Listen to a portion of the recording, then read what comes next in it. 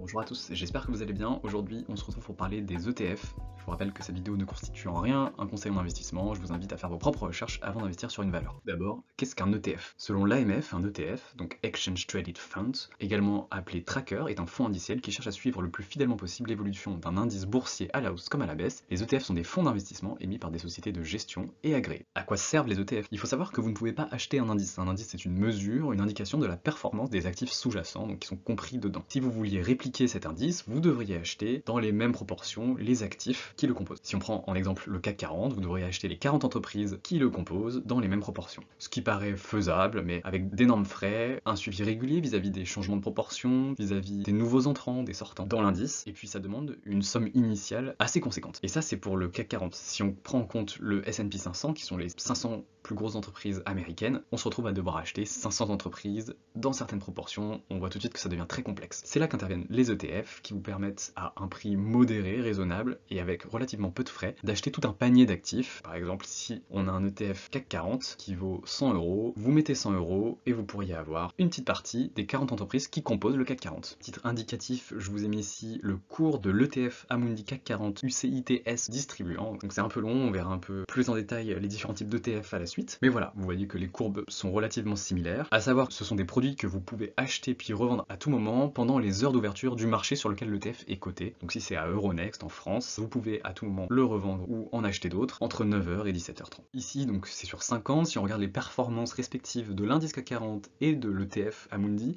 on a plus 24,1% pour l'indice CAC 40, on a plus 25% pour le cours de l'ETF qui est passé de 58,34 € en 2019 et qui est actuellement à 72,91 €. Alors l'écart entre les deux courbes peut être expliqué par des tas de petits paramètres, donc les frais de gestion premièrement, sur lesquels l'entité qui fournit les ETF se rémunère, donc Amundi ici, mais bon, ça aura plutôt tendance à faire baisser la performance de l'ETF par rapport à l'indice. On a aussi des erreurs de tracking qui sont liées à l'intégration des nouveaux titres, le timing auquel c'est fait, parce que ça implique la vente et le rachat massif d'actions lorsque un nouvel entrant arrive dans le CAC 40 par exemple, et plein d'autres explications, mais bon voilà. Globalement, on voit que les courbes se suivent, et c'est tout le but de l'ETF. Si on regarde un peu les différents types d'ETF, on en a deux principaux, donc les ETF physiques et les ETF synthétiques. Un ETF physique va acheter les actifs, donc si on reprend l'exemple du CAC 40 ici, le fonds va collecter l'argent des épargnants et l'investir dans les bonnes proportions dans les entreprises qui constituent le CAC 40. Sinon, vous avez des ETF synthétiques qui achètent des swaps, donc échangent la performance de leurs actifs contre la performance d'autres actifs. Ce qui est courant par exemple, c'est pour bénéficier d'ETF sur des actions américaines dans le PEA, qui n'autorise que les actions européennes, vous pouvez acheter des ETF S&P 500 synthétiques sur PEA, sur lequel le gestionnaire d'actifs achètera des actions européennes, mais va passer un contrat avec une banque, contre bien sûr des frais, en échangeant la performance de ce panier d'actions européennes contre un panier d'actions du S&P 500. C'est un peu complexe, mais voilà, on rajoute un peu des risques, donc notamment le risque de contrepartie, si jamais la banque avec qui le contrat est passé fait faillite ou fait défaut. Et ces ETF investissent dans différentes classes d'actifs, ça peut être les actions, les obligations d'État ou d'entreprise, les ETF monétaires, sur les bons du trésor à court terme, sur les matières premières, et bien d'autres types d'actifs. Par exemple, BlackRock propose depuis peu des ETF indexés sur le cours du Bitcoin. Et on a une sous-catégorie qui est importante pour les actions obligations, ce sont les ETF distribuants ou capitalisants. Donc les ETF distribuants vont distribuer les retours en cash, si c'est les actions par exemple, les dividendes vous sont redistribués sur votre compte. Si ce sont les obligations, les retours des obligations vous sont aussi distribués. Si le fonds est capitalisant, il réinvestit dans son propre fonds de manière automatique, c'est-à-dire qu'un ETF action capitalisant va réinvestir les dividendes des actions directement dans son propre fonds, ce qui va constituer un effet cumulé directement pour le détenteur de l'ETF, et c'est la même chose pour les obligations. Alors en ce qui concerne les ETF, j'investis exclusivement dans les ETF actions actuellement. Je pense que c'est ce qui offre le meilleur rendement au risque, donc je vais vous présenter les ETF principaux. Le premier que je tiens à vous montrer, c'est l'ETF MSCI World, qui est composé de 1400 entreprises à travers les États-Unis, le Canada, l'Europe et le Japon. À noter que c'est pondéré en fonction de la capitalisation des entreprises, entre autres, et donc les États-Unis représentent plus de 70% de cet indice, comme on peut le voir avec les premières lignes qui sont Apple, Nvidia, Microsoft, Amazon, Meta. Si on regarde les performances sur 10 ans, j'ai pris un ETF iShares, donc la marque d'ETF de BlackRock, accumulatif et non pas distribuant. On peut voir que l'ETF a fait plus de 229%, ce qui correspond à 12,7% de rendement annuel. Donc si vous aviez investi 1000 € en 2014, vous auriez 3290 € en 2024, ce qui est excellent, notamment pour un produit qui couvre 1400 entreprises, donc qui est très diversifié dans de nombreux secteurs, même s'il est relativement concentré sur les États-Unis. À noter que ce type d'ETF, vous pouvez l'avoir pour des frais annuels de 0,1% qui sont inclus ici dans la courbe. Ensuite, on retrouve le classique ETF S&P 500 qui se base donc sur les 500 plus grosses entreprises américaines. Ici, encore une fois, j'ai pris un ETF iShares accumulatif. Les premières lignes sont exactement les mêmes que celles de l'ETF MSCI World. C'est Apple, Nvidia, Microsoft, Amazon et Meta. Ici, on a une performance de plus 318% sur 10 ans, ce qui fait 15,4% de retour annuel. Si vous aviez mis 1000 € en 2014, vous auriez 4180 € en 2024.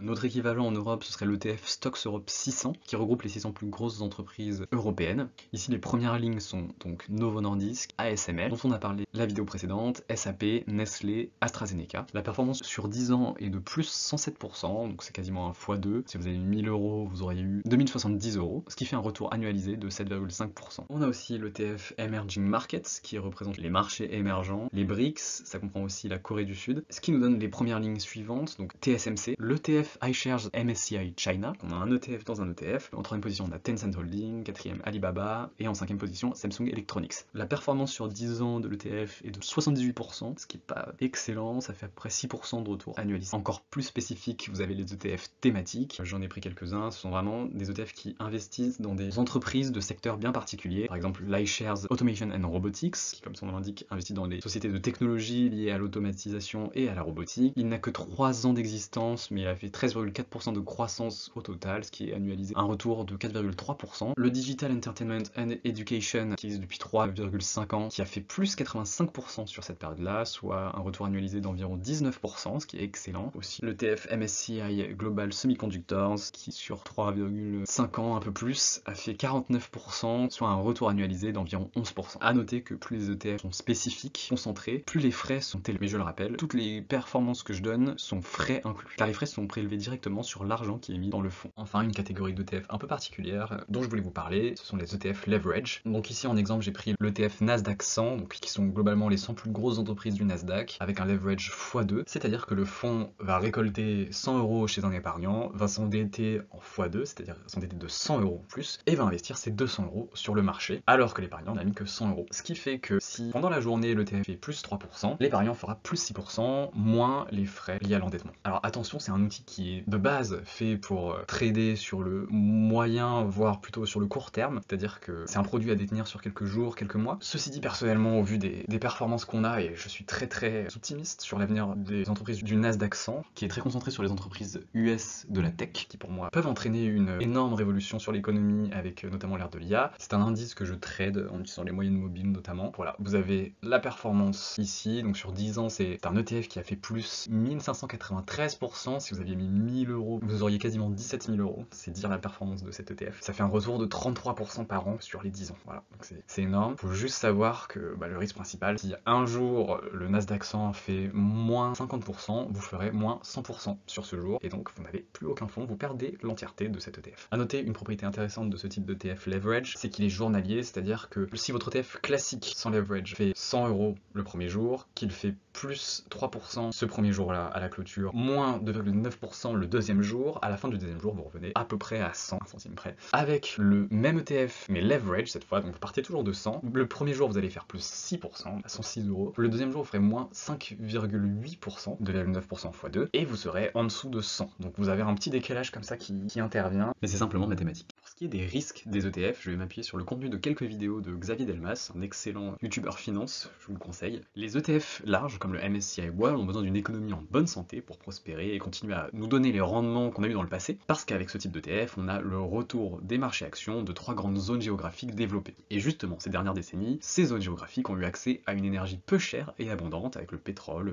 et le gaz notamment. Et la question qui se pose pour l'avenir, bien sûr, c'est qu'adviendra-t-il avec le tarissement de ces ressources? Est-ce qu'on trouvera une alternative? Et ça, ce sera un enjeu clé pour la suite du bon retour des ETF. Un autre point clé, c'est la démographie. En effet, on a plusieurs études qui prévoient un déclin démographique dans les décennies à venir pour les pays développés, donc États-Unis, la majorité des pays d'Europe et le Japon. Or, pour avoir une économie en forme, il nous faut des consommateurs. Avec un déclin démographique, on perd des consommateurs et des producteurs, ce qui pourrait entacher les futurs rendements des marchés boursiers à l'avenir, car les entreprises auront moins de facilité à aller chercher de la croissance, et ça peut mener à un déclin des rendements des ETF. Un dernier risque qui pour moi fait sens à évoquer, c'est la concentration des richesses dans les grandes capitalisations. Comme vous l'avez vu, la plupart des ETF sont très concentrés dans les grandes capitalisations. On a les ETF S&P 500 et MSCI World, pour qui les premières lignes sont les plus grandes entreprises des États-Unis, dans la tech par exemple, Microsoft, Apple, Nvidia, et donc les ETF aiguillent l'épargne, les richesses des clients vers ces grosses capitalisations, qui peut à la fois faire un effet de prophétie autoréalisatrice, dans le sens où plus les gens vont investir dans ces grosses capitalisations, plus les capitalisations boursières de ces entreprises vont augmenter, et ça peut mener à des effets similaires à une bulle boursière. Je pense qu'on n'y est pas encore, mais c'est quelque chose qu'il faut garder en tête. J'ai évoqué ces 3 risques principaux, il y en a plein d'autres, mais je pourrais pas tous les évoquer ici. Les ETF, c'est aussi plein d'avantages, c'est moins de risques par rapport à investir dans un actif individuel, parce que vous investissez dans un fonds de plusieurs actifs, donc un espèce de panier d'actifs. C'est très simple à utiliser, c'est liquide, il y a peu de frais par rapport à la gestion active, et ça a cette propriété auto-nettoyante. Par exemple, si vous avez un ETF action avec 1000 des plus grosses capitalisations du monde,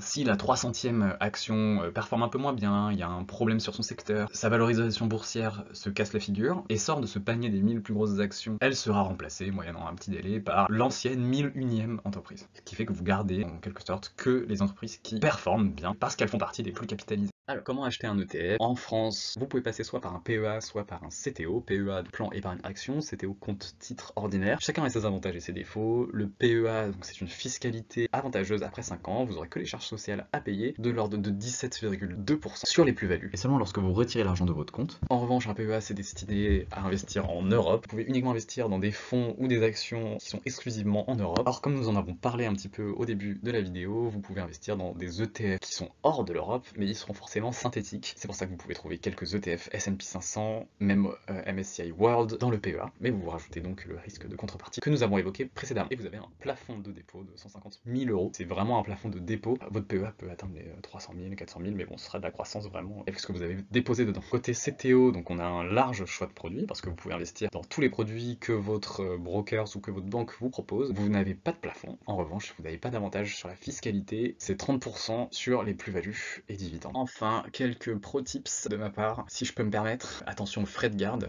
ça peut vite chiffrer. Ce sont des frais qui n'existent pas chez les banques en ligne, mais que les banques classiques vous prélèvent. C'est un tarif au nombre de lignes que vous avez et au montant total de la valeur de votre PEA. De mémoire, on me prenait à peu près 180 € sur mon PEA annuel. Avant que je change, c'est là que je vous incite à considérer fortement le transfert, si vous en avez déjà un, de votre PEA ou de votre CTO. C'est ce que j'ai fait personnellement avec Boursobank, et de 1, j'en suis pleinement satisfait. De 2, pour Boursobank, j'ai bénéficié du remboursement de mes frais de transfert en x2, ce que la banque fait, plus quelques bonus d'arrivée de la part de la banque. Donc la banque vous incite à le faire et vous n'avez plus de frais de garde. J'ai des frais au moment où j'achète mes actions, mes fonds, mais ça s'arrête là. Et ça se ressent sur la performance aussi. Ensuite, en considérant les taxes, je vous incite à préférer les ETF capitalisants par rapport aux ETF distribuants, parce que les ETF distribuants, vous allez être prélevé de 30% sur chaque distribution de dividendes, ce qui ne sera pas le cas avec les ETF capitalisants, puisque les dividendes seront réinvestis directement dans le fonds. Vous serez prélevé lorsque vous vendrez une partie de ces ETF au prorata de la plus-value. Voilà, j'espère que vous avez appris des choses avec cette vidéo. N'hésitez pas à vous abonner et à mettre un like si vous avez apprécié. Sachez que les ETF c'est très large, on avait pu tout couvrir en termes de risque, aussi en termes de type d'ETF. Mais c'est une introduction. En attendant, je vous souhaite de bons investissements. À bientôt.